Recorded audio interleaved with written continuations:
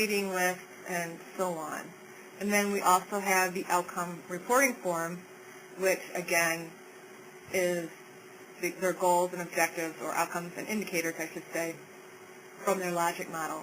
And for this fourth quarter report, I created a narrative form just as a wrap-up for the year, because, again, they do report on a quarterly basis, but I thought it would be nice to have a quick summary. So if we go to the next slide. So Nancy would review each form, and the only thing she has to do is, under supervisor feedback, write anything that she feels needs to be addressed. She can either approve or not approve the report, and there's a drop-down under supervisor signature for her to put her signature. And you can see on the upper right-hand side, she doesn't have to toggle between screens. She could access all of those forms in this right-hand, in this review window. Next slide, please. And this has really been a great benefit to us, because pre-Seabrooks, we had providers sending us Excel spreadsheets every quarter, which can be a little crazy in terms of people messing with formulas or just all sorts of things that could go wrong. So this, and the providers really like it. They've been using it for 2 years, yes. And it's improved our accountability because everything is in one place. Supervisors can, see this whenever they want, and not only that, but our stakeholders, our contract monitor for the department as a whole, county board supervisors, if they want to see, hey, how are you monitoring these agencies, it's there in one place. And the director of the division, he can see when folks have logged into the system, where they're at with their reviews. Supervisors can access this anywhere. They don't have to be in their office to do this. And again, the evaluation form is about as short as you can get, and it's paperless, which I think is my favorite. Cuts out a lot of paper. And I think that's about it. It's really nice to hear that. We all say paperless, but there always seems to end up being a lot of paper regardless. And it's really refreshing to hear that. I was impressed when I saw that on your presentation now. Yeah, so far so good.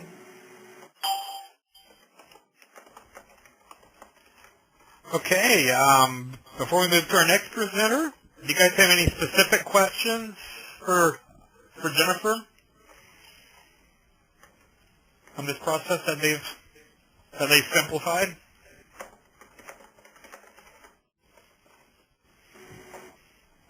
Okay, we'll move ahead here, and just like we did have another follow-up question for Jean, we'll hold that toward the end, and we'll move along.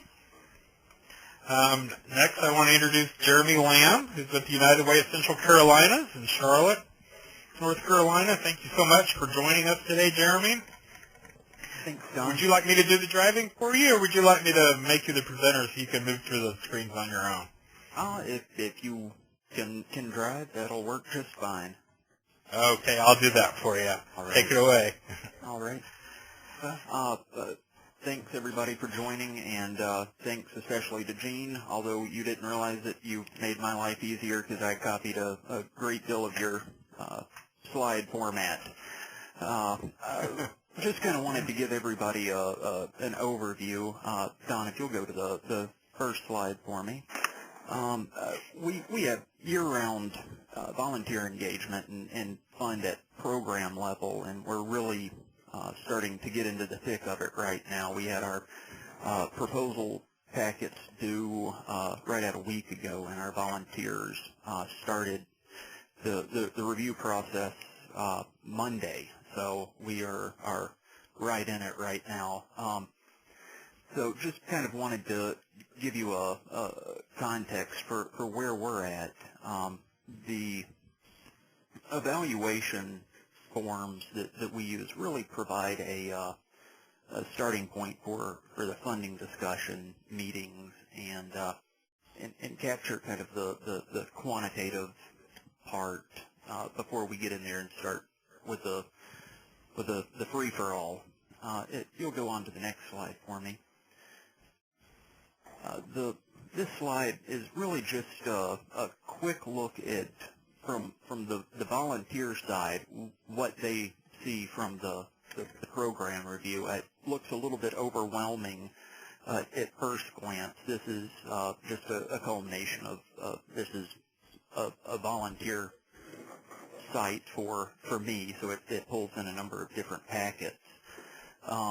But what we have the ability to do through this, of course, is not only be able to assign evaluations, but also assign packets for review without an evaluation, which for some of the larger councils we have becomes more important, so we don't have more than maybe 12 to 15 proposals being reviewed by any group. If you'll go on to the next slide for me, and that's really down at the bottom here, it separates out those who would have an evaluation assigned and those who don't. Next slide for me, please. Through our evaluation form, once you get into each program packet, you've got the evaluation form signed at the top, and then you've got each section for the program packet. And then we utilize an area for staff remarks as we go through and review the packets. We'll put in comments, just very basic key items that really jump off the page to us, and things that is the volunteers get into the packets to really key in on.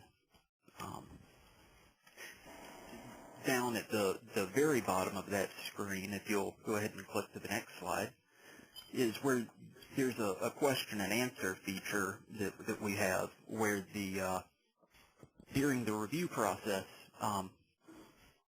all of the council members and United Way staff basically have a chat forum where we can go in, have questions, kind of go through a vetting process, and really put together a question packet to go back to each agency.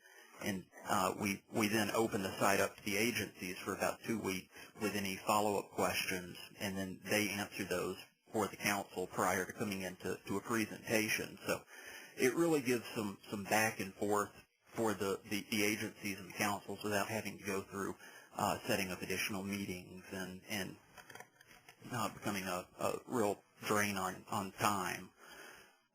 Don, if you'll go to the next slide for me.